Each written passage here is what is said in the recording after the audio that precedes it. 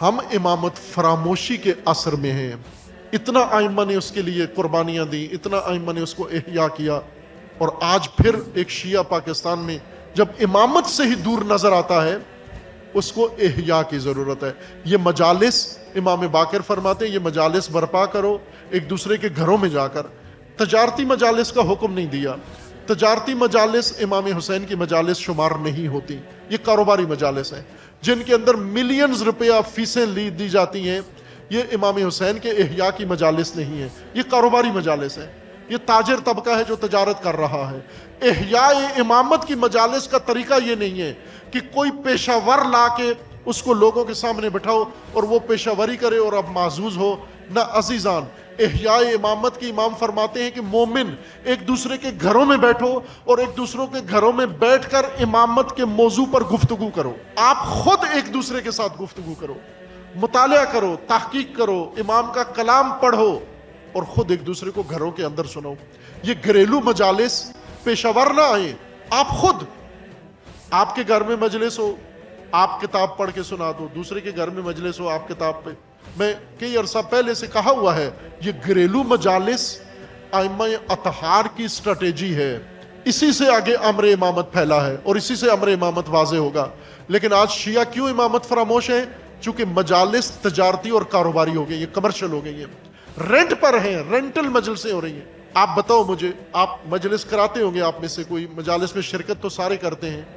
آپ کوئی بندہ مجلس پڑھنے والا، مولانا ہو، ذاکر ہو، نوح خان ہو، سلام پڑھنے والا، مرثیہ پڑھنے والا، فیس کے بغیر آتا ہے مجلس میں آپ کی؟ پڑھتا ہے کوئی چیز؟ بلکہ اب تو ماتمی بھی رینٹ پر آتے ہیں، نوح خان بھی رینٹ پر آتے ہیں.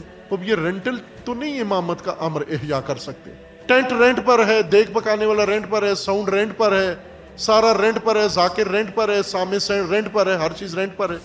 یہ رینٹل مذہب بنا دیا ہے. یہ تو عہد ہے، یہ عہد نبھانا ہے. امام حسین علیہ السلام فرماتے میں کیوں آ رہا ہوں تمہاری طرف؟ اس لیے آ رہا ہوں کہ تم طلب حق کے امامت کے لیے تیار ہو گئے ہو، امامت کی جستجو کے لیے، امامت کو اپنے مقام پر واپس لوٹانے کے لیے تیار ہو.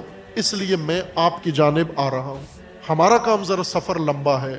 ہم نے پہلے فراموشی دور کر کے امامت کو احیا کرنا ہے، پھر اس امامت کو طلب کرنا ہے، پھر اس طلب کے لیے قیام کرنا ہے، مزاحمت کرنی ہے. پھر امید رکھیں انشاءاللہ وہ امام جو 1200 سال سے انتظار میں ہیں، شاید ہماری حقیقی طلب کو دیکھ کر یہ کہہ دیں امام حسین علیہ السلام کی طرح کہ اب چونکہ مجھے پتہ چل گیا ہے، تصدیق ہو گئی ہے، تم طلب حق کے لیے تیار ہو، لہٰذا میں بھی تمہاری طرف آ رہا ہوں.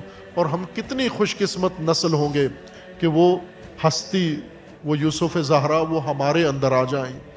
امام حسین علیہ السلام فرما رہے ہیں اہل کوفہ کو کہ آپ لوگوں نے یہ جو فیصلہ کیا ہے ہمارے حق کے امامت کی طلب کا مرحلہ، طلب کا مرحلہ کس لیے ہوتا ہے بتا دیا آپ کو.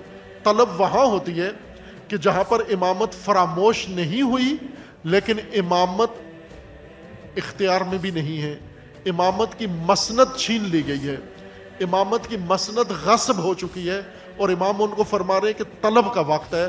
اگر اٹھ کے کھڑے ہو ہمارے ساتھ، ہماری نصرت کرو، ہم امامت کو طلب کر کے اپنی جگہ واپس لا سکتے ہیں. لیکن یہ کام کوفیوں نے نہیں کیا اور طلب امامت کے لیے جو قیام کا اعلان کیا تھا وہ چھوڑ دیا، اور امام علیہ السلام شہید ہوئے. بعد میں اس کا نتیجہ یہ ہوا کہ امامت طلب کے مرحلہ سے گزر کے فراموشی کے مرحلہ میں چلی گئی، اور امامت فراموشی کا لمبا عرصہ گزرا. پھر اس کے بعد ائمہ نے نہضت احیاء امامت شروع کی اور پھر امامت کو احیا کیا. اور اتنی زحمتیں اور محنتیں ائمہ ہدیٰ نے کی. کربلا میں طلب امامت کے لیے اتنی کوشش ہوئی، قیام نظام امامت کے لیے اتنی کوششیں ہوئی.